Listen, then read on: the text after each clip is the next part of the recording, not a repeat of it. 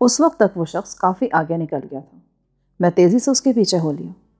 اس وقت مجھے اندازہ ہوا کہ ہوٹل کی عمارت بہت لمبی تھی۔ وہ شخص دوڑتے دوڑتے پلٹ کر مجھے اپنے تعاقب میں دیکھ چکا تھا، مگر اس نے مجھے روکنے کے لیے کوئی کارروائی نہیں کی۔ عمارت کے کونے پر پہنچ کر یکایک وہ میری نظروں سے اوجھل ہو گیا۔ چند ثانیوں بعد میں اس مقام پر پہنچا تو کفِ افسوس مل کر رہ گیا۔ چھجا عمارت کی دوسرے سمت پر بھی اسی تسلسل کے ساتھ پھیلا ہوا تھا اور وہ گھوم کر بہتر جگہ پر جا چکا تھا۔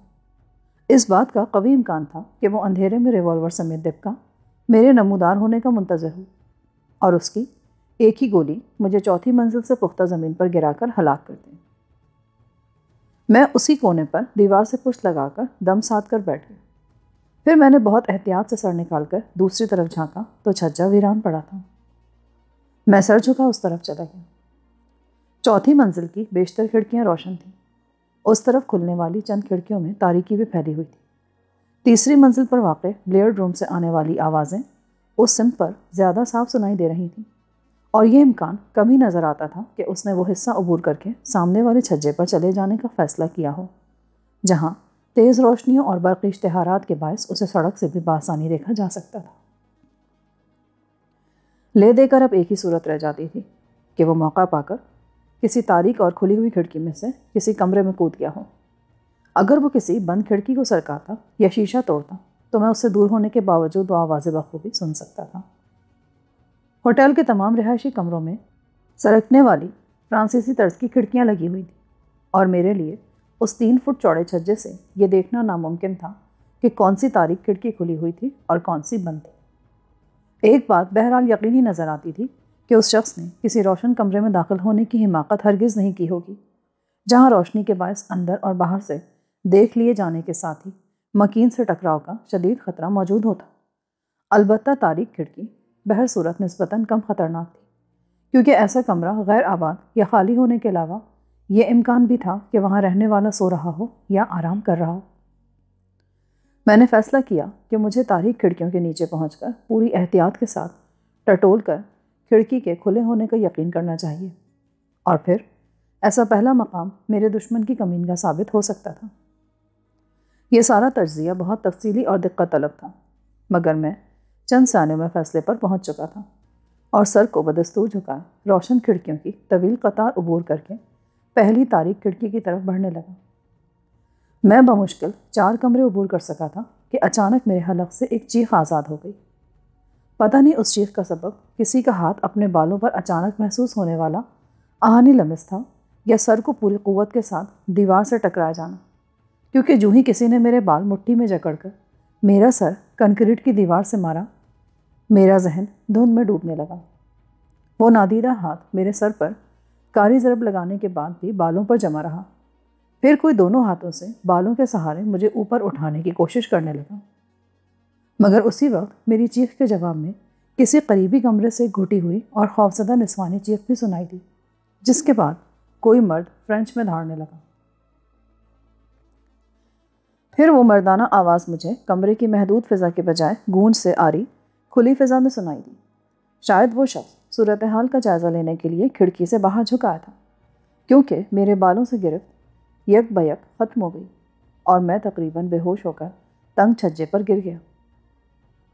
میں ہوش میں آیا تو اپنے کمرے میں موجود تھا۔ آنکھیں کھولتے ہی مجھے سب سے پہلے مس اوڈیل کا دلکش چہرہ نظر آیا۔ وہ میرے قریب بستر پر بیٹھی میری نبض دیکھ رہی تھی۔ اس کے برابر میں عبداللہ کھڑا ہوا تھا۔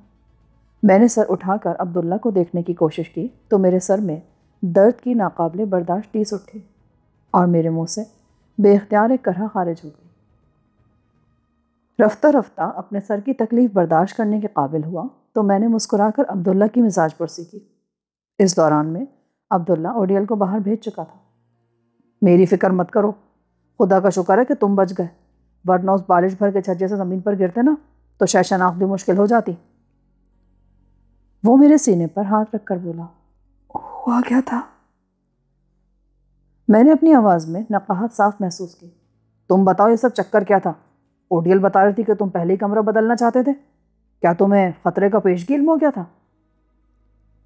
میں نے آہستہ آہستہ اسے اپنی کہانی سنا دی، جو فلورا کے فون سے شروع ہو کر میری بے ہوشی پر ختم ہوئی۔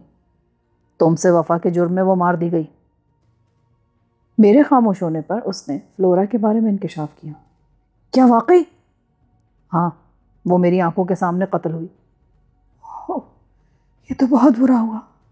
میں نے تو اسے آخری لمحات میں معاف کر دیا تھا، مگر شاید اس کے مقدر میں ہی تشدد آمیز موت لکھی تھی۔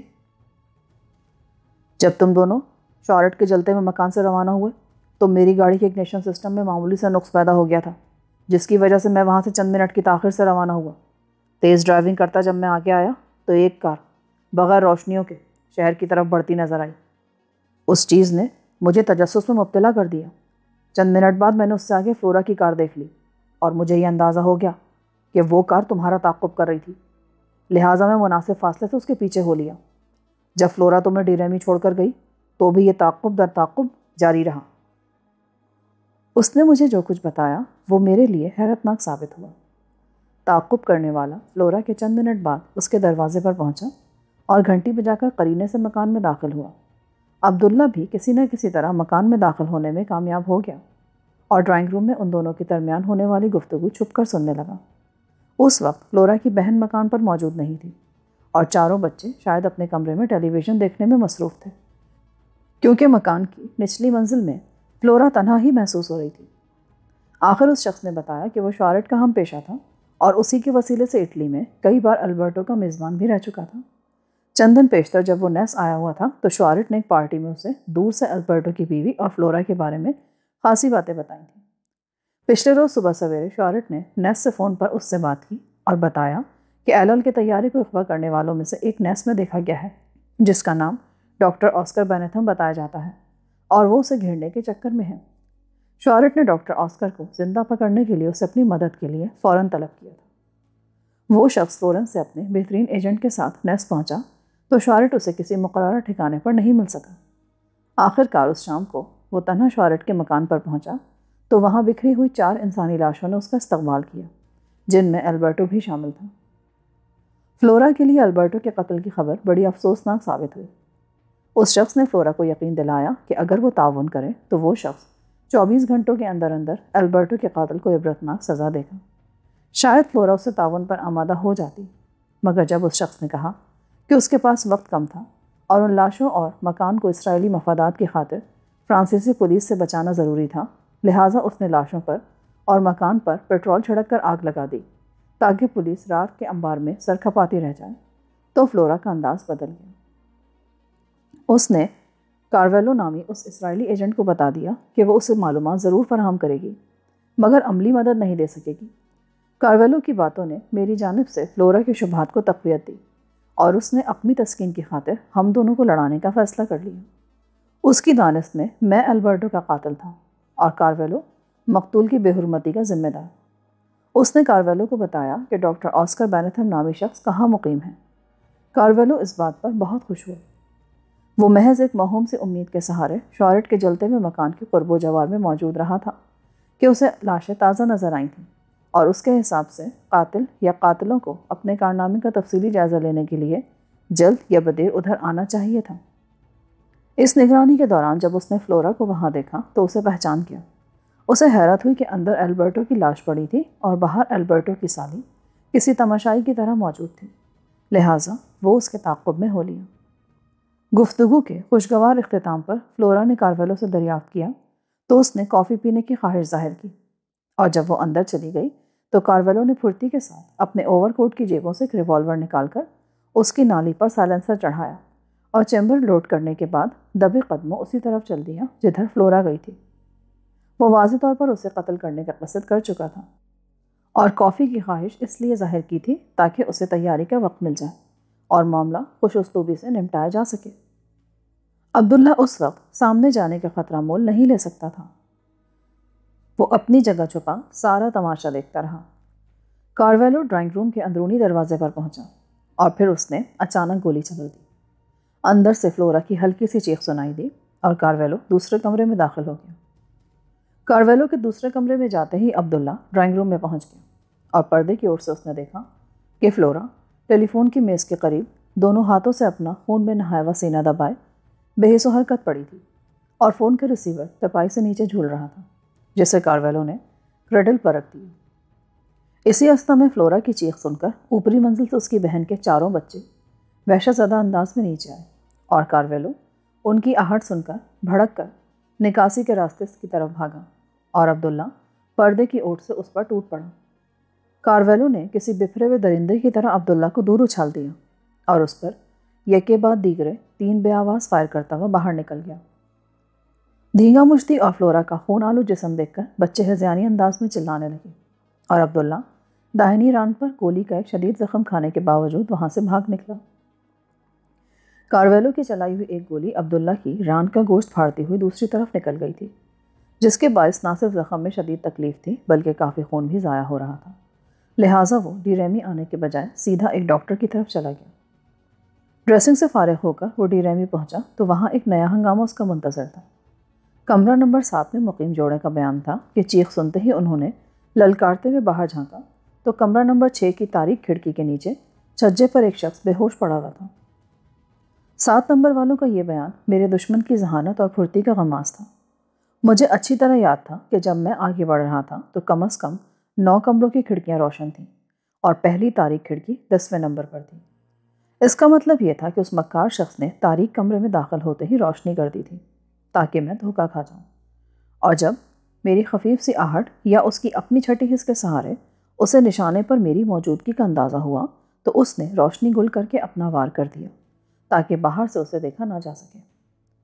چھجے پر میری موجودگی کا انکشاف ہوتے ہی ہر شخص کی توجہ اسی طرف مرکوز ہو گئی۔ تھوڑی دیر بعد کسی کو چھٹے کمرے کا خیال آیا تو وہ خالی پڑا ہوا تھا، اس کا مکین کہیں باہر گیا ہوا تھا۔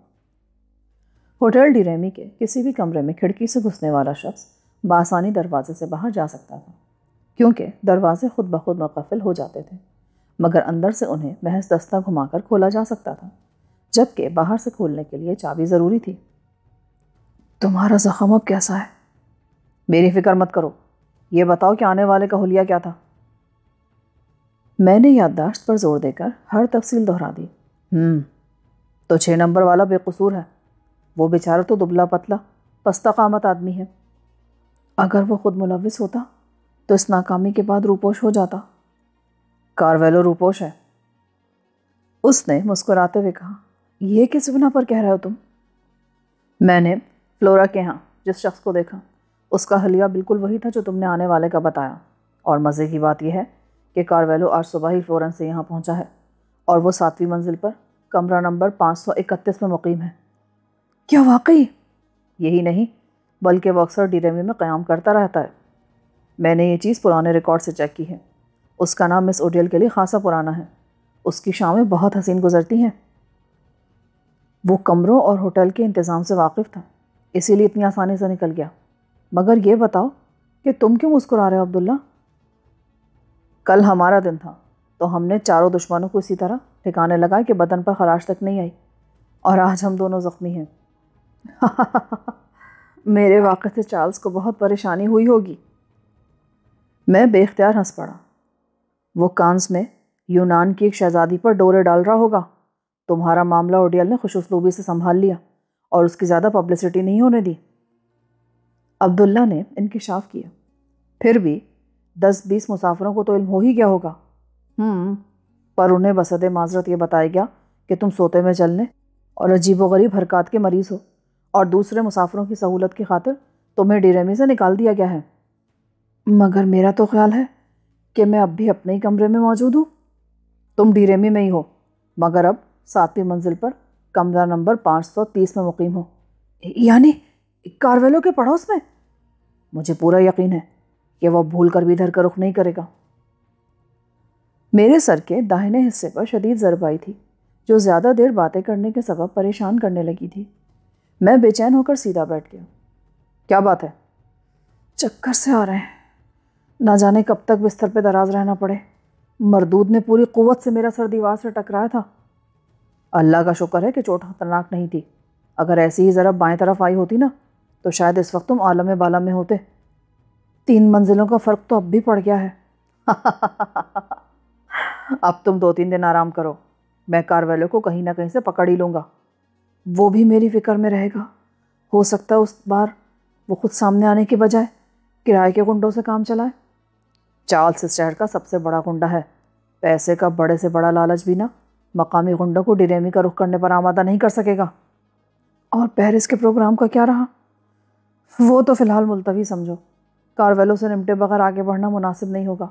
ویسے میں نے اپنے آدمی فرانسیسی وزارت دفاع کے اس ماہر شماریت کے پیچھے لگا دیے ہیں جو اسرائیلیوں کے لیے کام کر رہا ہے۔ یہ تم نے اچھا کیا، جولیس گریوی کی نگرانی بھی ضروری تھی۔ اب میں جا رہا ہوں اور اوڈیل تمہارے لیے کل وقتی نرس کا بندوبست کر چکی ہے۔ تمہیں مکمل آرام کی ضرورت ہے۔ نرس خوبصورت نہ ہوئی تو میں واقعی بیمار ہو جاؤں گا۔ زیادہ حسین ہوئی تو کہیں تم صحت یاب ہونے سے انکار نہ کر دو۔ وہ قہقہا لگا کر بولا اور فون پر سلسلہ ملا کر اوڈیل کو بلانے لگا۔ اس وقت صبح کے 3 بج رہے تھے۔ جب سے میں نے ہوٹل ڈی ریمی سے باہر قدم نکالا تھا میری راتیں مسلسل برباد ہو رہی تھیں، اور یہی حال عبداللہ کا بھی تھا۔ مجھے تو کچھ ایسا محسوس ہونے لگا تھا کہ ہنگامے ہر وقت اور ہر جگہ میرے تعاقب میں رہتے ہیں۔ مس اوڈیل آئی تو عبداللہ اس سے گفتگو کر کے رخصت ہو گیا۔ اس نے چلتے چلتے اوڈیل کو میری دیکھ بھال کی تاکید کی تھی۔ اوڈیل 30-32 سال کی گداز بدن اور دلکش عورت تھی۔ اس کی ذات میں خود اعتمادی اس طرح سمائی ہوئی تھی کہ ڈی ریمی میں اس کی ملازمت کی نوعیت جان لینے کے باوجود میں براہ راست اس سے کوئی مناسب موضوع نہ چھیڑ سکا۔ تم چاہو تو اپنی ڈیوٹی پر جا سکتی ہو، مجھے زیادہ تکلیف نہیں ہے۔ میری اسسٹنٹ خاصی باصلاحیت ہے۔ اگر اس حالت میں تمہیں تنہا چھوڑ دیا گیا تو میرے لیے چارلز کے سامنے جواب دہی کرنا مشکل ہو جائے گا۔ میں اس سے شکایت نہیں کروں گا۔ ہر بات کسی نہ کسی طرح اس تک پہنچ جاتی ہے۔ سنا ہے میرے لیے کوئی نرس آنے والی ہے؟ مستند نرس تو نہیں ہے، البتہ تمہارے آرام کا خیال رکھے گی۔ اور اس لڑکی کا کیا ہوا جس کے لیے میں نے فرمائش کی تھی؟ آئی تھی مگر میں نے اسے دوسری جگہ بھیج دیا۔ اور اگر میں کوئی ذاتی فرمائش کرتا؟ میں اس ہوٹل میں مہمانوں کی ذاتی فرمائشوں کی تکمیل کے لیے ملازم رکھی گئی ہوں۔ اگر میں نے تمہیں بلایا ہوتا تو میں خود سے بہتر لڑکی بھیجنے کی پیشکش کرتی۔ وہ پیشانی پر شکن لائے بغیر مسکراتے ہوئے بولی، اور اگر میں اصرار کرتا؟ آخر کیوں اصرار کرتے؟ تم نے شاید مجھے دیکھا بھی نہیں تھا۔ دیکھنے کے بعد ہی تو سوال کیا ہے۔ میں نرمی کے ساتھ کھلونا بننے سے انکار کر دیتی، حالانکہ تم لوگوں کو کھلونے فراہم کرنے پر مامور ہو۔ ضروری تو نہیں کہ آدمی جو کام دوسروں سے لیتا ہو اپنے لیے بھی وہی پسند کرنے لگے۔ مگر اس سے اتنی نفرت بھی تو نہیں کرتا۔ میں نے نفرت کا لفظ تو استعمال نہیں کیا، بس یوں سمجھو کہ بالواسطہ طور پر فرانس کا وزیر صحت لوگوں سے گندی نالیاں صاف کروانے کا ذمہ دار بھی ہے، مگر وہ خود کبھی اپنا ہاتھ ڈال کر کوئی بند نالی کھولنا پسند نہیں کرے گا۔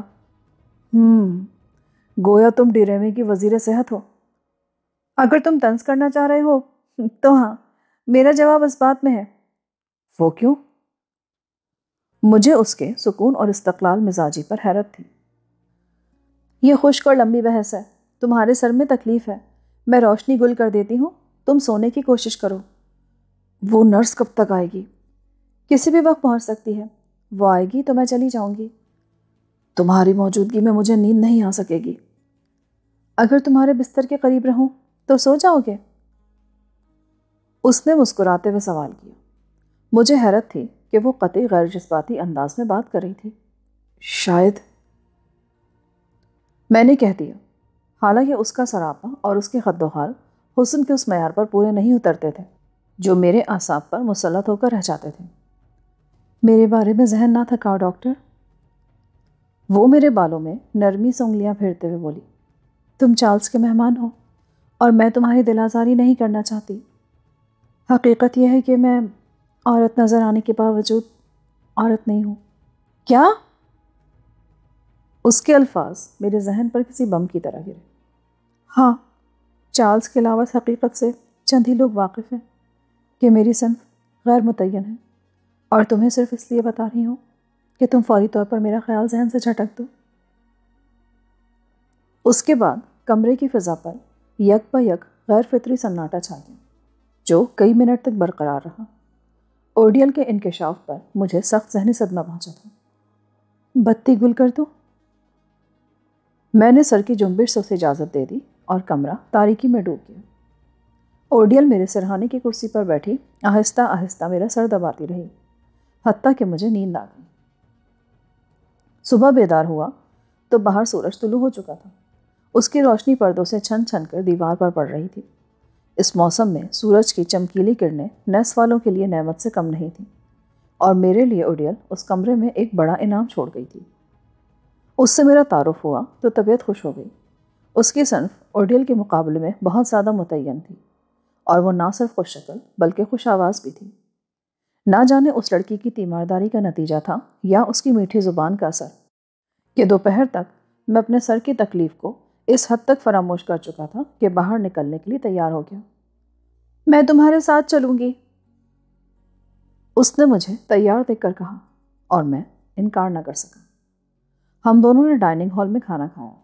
پھر میں نے اسے کمرے میں جانے کے لیے کہا، کیونکہ میرا موڈ چارلز یا اوڈیل سے ملنے کا تھا، مگر وہ یہ سمجھی کہ میں اسے ٹال کر تنہا باہر نکلنے کے موڈ میں تھا، جبکہ اوڈیل نے اس لڑکی کو سختی سے اس بات کا حکم دیا تھا کہ وہ سائے کی طرح میرے ساتھ لگی رہے گی۔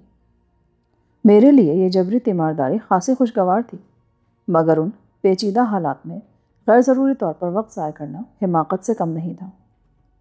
میں اسے ساتھ لے کر اوڈیل کے دفتر پہنچ گیا۔ وہاں موجود عورت سے پتہ چلا کہ اوڈیل شام 5 سے صبح 5 بجے تک ڈیوٹی پر رہتی تھی۔ مسٹر چارلز موجود ہیں؟ مجھے افسوس ہے کہ وہ باہر ہیں۔ کیا میں آپ کی کوئی مدد نہیں کر سکتی؟ مجھے یہی اندیشہ ہے۔ آپ کہاں سے تشریف لائے ہیں؟ روم نمبر 530 سے۔ اوہ، ڈاکٹر آسکر! وہ فوراً کرسی چھوڑ کر کھڑی ہو گئی۔ آج صبح ہی فون آیا تھا مسٹر چارلز کا کہ وہ مصروف ہیں کانس میں۔ انہوں نے آپ کے بارے میں خاص طور پر تاکید کی کہ آپ کا پورا خیال رکھا جائے۔ میں ایک طویل سانس لے کر کرسی پر بیٹھ گیا اور اپنی تیماردار سے مخاطب ہو کر بولا، تم کمرے میں جاؤ، میں تھوڑی دیر میں آتا ہوں۔ اس کے جانے تک میں خاموش رہا۔ پھر اس عورت سے بولا، مجھے ہوٹل میں مقیم مسافروں کی فہرست درکار ہے۔ صرف نام؟ نہیں، پورے قوائف چاہیے۔ نام، قومیت، تاریخ آمد، کمرہ نمبر اور کہاں سے آئے ہیں۔ رجسٹر منگوانا پڑے گا۔ منگوا لو۔ میں نے اپنے لیے سگریٹ سلگا لی اور وہ فون پر کسی کو فرینچ میں ہدایات دینے لگی۔ رجسٹر آنے تک خاموشی رہی۔ پھر میں رجسٹر کی ورک گردانی میں مصروف ہو گیا۔ ہوٹل ڈی ریمی کی ہر رہائشی منزل پر 150 کمرے بنے ہوئے تھے، جن میں سے بیشتر بھرے ہوئے تھے۔ میں اس رجسٹر پر صرف کمروں کے نمبر ہی پڑھ سکا، اور مجھے اپنے مطلب کی بات سمجھ میں نہ آ سکی، کیونکہ سارے اندرجات فرینچ میں تھے۔ اوڈیل کی جگہ کام کرنے والی نے میری الجھن کا اندازہ لگا کر خود ہی میری مدد کی پیشکش کی، جو میں نے مسرت کے ساتھ قبول کر لی۔ مجھے ہفتے کی شام سے ڈی ریمی میں مسافروں کی آمد کی تفصیل درکار ہے۔ میں نے رجسٹر اس کی طرف کھسکاتے ہوئے کہا، ہفتہ یعنی پرسوں سے؟ اچھا، اس نے خود کلامی کے انداز میں کہا اور انہماک سے رجسٹر کی ورک گردانی میں مصروف ہو گئی۔ ہفتے کو تو خاصی تعداد میں مسافر آئے ہیں، میں کہاں سے شروع کروں؟ چند منٹ کے سکوت کے بعد اس نے سوال کیا، اٹلی سے آنے والے پہلے مسافر سے ابتدا کرو۔ اس نے سب سے پہلے جو نام لیا وہ خاصا طویل اور پیچیدہ تھا۔ وہ شخص کسی کاروباری سلسلے میں اٹلی کی بندرگاہ جنوا سے آیا تھا اور اتوار کو دوپہر سے پیشتر واپس چلا گیا تھا۔ میں نے اس کے نام کا اندراج نہیں کیا۔ اس کے بعد وہ یکے بعد دیگرے نام پڑھتی چلی گئی، حتیٰ کہ اس نے رائے کارویلو کا نام لیا، جو اتوار کو صبح 9 بجے اٹلی کے شہر فلورنس سے پہنچا تھا اور رجسٹر کے مطابق اس وقت تک ڈی ریمی کے کمرہ نمبر 531 میں مقیم تھا۔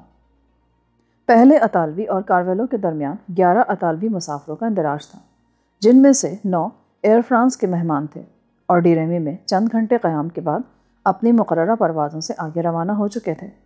ایک شخص سینٹ کلاڈ جا چکا تھا، 11واں شخص کمرہ نمبر 38 میں مقیم تھا۔ کارویلو کے بعد جو اطالوی نام آیا، اس پر میرا دل اچھل کر حلق میں آ گیا، کیونکہ وہ شخص کارویلو کے 1.5 گھنٹے بعد ڈی ریمی پہنچا تھا اور ابھی تک کمرہ نمبر 6 میں مقیم تھا۔ رجسٹر سے مجھ کو مزید 3 نام ملے جو میں نے اپنے پاس لکھ لیے۔ عبداللہ بے انتہا محنتی اور مخلص شخص تھا، مگر جلد بازی اس کے مزاج کا بنیادی عنصر تھی، جس کی وجہ سے وہ بعض اوقات ضروری نکات کو نظر انداز کر کے براہ راست نتائج پر چھلانگ لگانے کا عادی ہو چکا تھا۔ کمرہ نمبر 6 میں رہنے والے شخص کو اس نے محض اس بنا پر شبے سے بالاتر قرار دیا تھا کہ وہ جسامت اور حلیے میں کارویلو سے قطعی مختلف تھا، حالانکہ عبداللہ فلورا کے گھر اپنے کانوں سے یہ سن چکا تھا کہ کارویلو فلورنس سے ایک شخص کو لے کر 7 نیس پہنچا تھا، اگر وہ اس بات کو ذہن میں رکھتا اور کارویلو کے دوسرے ساتھی کی جستجو کرتا تو اسے اینتونیو سب سے زیادہ مشکوک نظر آتا، جو کارویلو کے صرف 1.5 گھنٹے بعد فلورنس سے ڈی ریمی پہنچا تھا۔ اسے مزید مشکوک بنانے کے لیے یہ بات کافی تھی کہ مجھ پر ناکام حملے کے بعد کارویلو نے اسی کے کمرے میں پناہ لی تھی اور مجھ پر بے خبری سے حملہ کر کے مجھے ہلاک کرنے میں کوئی کسر نہیں چھوڑی تھی۔ دوسری طرف میں نے عبداللہ کی کہانی سنتے ہی یہ فیصلہ کر لیا تھا کہ میں 6 نمبر والے مسافر کو کارویلو کا ساتھی تصور کر کے اپنی چھان بین کا آغاز کروں گا، اور مجھے ابتدائی کوشش میں ہی ایسی کارآمد باتیں معلوم ہو گئی تھیں جو عبداللہ فرینڈ سے واقف ہونے کے باوجود ہوٹل کے رجسٹر سے معلوم نہیں کر سکا تھا۔ کارویلو نہ صرف فلورا کو قتل کرتے دیکھا جا چکا تھا بلکہ میں نے بھی اسے بخوبی دیکھ لیا تھا۔ اس واقعے کے بعد وہ اسی صورت میں ہوٹل ڈی ریمی میں اپنی رہائش برقرار رکھتا کہ اس کی کھوپڑی میں بھیجے کے بجائے بھوسا بھرا ہوتا۔ دوسری طرف میں اس کا اصل شکار تھا اور وہ یہ جان چکا تھا کہ میں ڈی ریمی میں مقیم ہوں، اسی لیے مجھ پر جلد از جلد ہاتھ ڈالنے کا موقع ہوٹل میں ہی میسر آ سکتا تھا، کیونکہ اس کے نقطہ نظر سے میں زخمی ہونے کے باعث ہوٹل سے نکلنے کے قابل نہیں رہا تھا۔ ان حالات میں اس کا ساتھی اینتونیو ہر قیمت پر اسی ہوٹل میں رہنے پر مجبور تھا۔ اس طرح وہ یہ کھوج نکال سکتا تھا کہ کارویلو کے ہاتھوں چوٹ کھانے کے بعد مجھے کمرہ نمبر 99 سے کہاں منتقل کیا گیا تھا۔ علاوہ ازیں کارویلو اینتونیو کی مدد سے اور اس کمرے کو مرکز بنا کر ڈی ریمی میں میرے خلاف کوئی بھرپور کارروائی کر سکتا تھا۔ کیا سوچ رہے ہو ڈاکٹر؟ کیا مجھے پتہ چل سکتا ہے کہ اتوار کو فلورنس سے کتنی پروازیں یہاں آئی تھیں؟ میں خود اپنی ماں سے ملنے اکثر فلورنس جاتی رہتی ہوں اور واپسی کے لیے اتوار بہترین دن ہوتا ہے کیونکہ پیر سے مجھے یہاں آنا ہوتا ہے۔ فلورنس سے ایئر فرانس کی ایک پرواز صبح 8 بجے نیس پہنچتی ہے، دوسری اطالیہ کی پرواز رات 10 بجے پیرس اور لنڈن سے ہوتے ہوئے یہاں ٹھہرتی ہے۔ اس کے پاس میرے سوال کا جواب موجود تھا۔ اس کا مطلب یہ تھا کہ رائے کارویلو اور اینتونیو ایک ساتھ ہی نیس پہنچے تھے، مگر سیکرٹ سروس کے مروجہ ضابطوں کے تحت کافی وقفے سے یکے بعد دیگرے ہوٹل پہنچے تاکہ انہیں ایک دوسرے کے حوالے سے نہ پہچانا جا سکے۔ میرے لیے اس عورت کا یہ انکشاف بھی خاصی حیرت کا باعث ثابت ہوا کہ اس کی ماں فلورنس میں رہتی تھی۔ ایسی صورت میں اگر وہ کارویلو یا اینتونیو سے ملی ہوتی تو اس کی کچھ ہمدردیاں اس کے ساتھ بھی ہو سکتی تھیں۔ اپنی ماں کے شہر سے آنے والے لوگوں سے تمہارے خاصے مراسم ہوں گے؟ میں نے مسکراتے ہوئے سرسری لہجے میں سوال کیا۔ ہر ایک سے تو نہیں، ہاں مسٹر کارویلو سے کچھ راہ و رسم ہے۔ فلورنس سے آنے والوں میں وہ ہمارے مستقل گاہک ہیں۔ اس کے باوجود تم نے یہ جاننے کی مجھ سے خواہش ظاہر نہیں کی کہ میں اٹلی سے آنے والوں کے بارے میں کیا چھان بین کر رہا ہوں، اور مجھے فرانس سے اتوار کو آنے والی پروازوں کی تعداد جاننے کی کیا ضرورت پیش آ گئی؟ میں نے ٹٹولنے والے لہجے میں سوال کیا۔ چارلز ہم لوگوں کی خدمت کے معیار کے بارے میں بہت سخت ہے، اور اگر کسی مسافر کی جانب سے کوئی جائز شکایت آ جائے تو وہ ڈی ریمی میں ملازم لڑکیوں پر ہاتھ اٹھانے سے بھی نہیں چوکتا۔ ہم لوگ مسافروں کے نجی معاملات میں غیر ضروری دخل اندازی نہیں کرتے۔ مگر تمہارے ذہن میں خیال تو آیا ہوگا۔ یہ تو فطری سی بات ہے، مگر اب بھی میں اپنی جانب سے کوئی سوال کرنے کی جرات نہیں کر سکتی۔ اس بار تمہاری کارویلو سے ملاقات ہوئی ہے؟ ہفتے اور اتوار کو میری چھٹی ہوتی ہے۔ میں آج صبح ڈیوٹی پر آئی ہوں۔ اگر آپ رجسٹر طلب نہیں کرتے تو شاید شام سے پہلے مجھے اس کی آمد کا علم بھی نہ ہو پاتا۔ شام کو کیسے علم ہو جاتا؟ وہ چھٹی سے پہلے مجھے فون کرتا یا اچانک ہی میرے گھر آ جاتا۔ اور تم اسے معمولی راہ و رسم قرار دیتی ہو؟ یہ سب آپ نے زبردستی اگلوایا ہے۔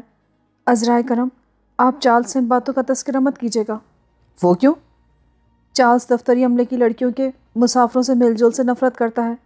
وہ مجھے نوکری سے بھی نکال دے تو حیرت نہیں ہوگی۔ تم کتنے عرصے سے یہاں کام کر رہی ہو؟ 4 سال سے۔ اور چارلز ذرا سی بات پر تمہاری سروس کو فراموش کر دے گا؟ وہ صرف اتنی سی بات پر اپنی بیوی کو طلاق دے چکا ہے کہ اس نے ایک پارٹی میں شراب پی کر اونچے لہجے میں بولنا شروع کر دیا تھا۔ میں ایک شرط پر وعدہ کر سکتا ہوں، ہوٹل کی حدود سے باہر میں تمہاری ہر شرط پوری کرنے کو تیار ہوں۔ وہ میری بات کا غلط مفہوم سمجھ کر بولی۔ کارویلو سے رابطہ قائم ہوتے ہی تم مجھے تفصیل سے باخبر کرو گی۔ میں نے اس کی دعوت آمیز آمادگی کو نظر انداز کرتے ہوئے کہا، کیا اس نے کوئی گڑبڑ کی ہے؟ اس نے سہم کر پوچھا، ایسا ہی سمجھو، ایک کاروباری معاملہ ہے، اسے یہ معلوم نہیں ہونا چاہیے کہ میں نے اس بارے میں تم سے بات کی ہے۔ میں کسی مشکل میں نہ پڑ جاؤں؟ میری ہدایات کو نظر انداز کرو گی تو خود کو دشواریوں میں گھرا پاؤ گی، اور دوسری صورت میں شاید میں چال سے تمہارے لیے کوئی سفارش بھی کر ڈالوں۔ اگر مجھے کچھ تفصیلات معلوم ہوئی تو میں نادانستہ حماقتوں سے بچ سکوں گی۔ وہ خاصی پریشان نظر آ رہی تھی۔ اس سے زیادہ جاننا تمہارے حق میں مضر ثابت ہو سکتا ہے، بس یہ یاد رکھو کہ تم ڈیریمی میں میری موجودگی سے لا علم ہو۔ یہ کہتے ہوئے میں وہاں سے اٹھ گیا۔ اپنے کمرے میں پہنچا تو میری تیماردار میری طویل ہوتی غیر حاضری سے خاصی پریشان تھی۔ مجھے دیکھتے وہ کھل اٹھی۔ میں نے رائٹنگ ٹیبل پر پہنچ کر ایک رقعہ تحریر کیا اور اسے لفافے میں بند کر کے اس کے حوالے کیا۔ یہ کیا ہے؟ اگر میں آدھے گھنٹے تک واپس نہ آؤں تو یہ لفافہ کھول کر رقعے پر لکھا ہوا پیغام مس اوڈیل تک پہنچا دینا۔ تم کہاں جا رہے ہو؟ اوڈیل تو 5 بجے ڈیوٹی پر آئے گی۔ اس کے گھر فون کر لینا، اور اگر وہ وہاں نہ ملے تو 5 بجے کا انتظار کر لینا۔ یہ عبداللہ نامی شخص آئے گا تو یہ رقعہ اس کے حوالے کر دینا۔ عبداللہ وہی فلسطینی تو نہیں جو اکثر چارلز کے ساتھ دیکھا جاتا ہے؟ ہاں وہی۔ تمہارے سر میں تو شدید ضرب آئی ہوئی ہے، اس حالت میں تم کہاں جا رہے ہو؟ جو ہو وہی رہو، میری بیوی کا منصب سنبھالنے کی کوشش مت کرو۔ یہ کہتے ہوئے میں ہاتھ لہرا کر کمرے سے باہر نکل گیا۔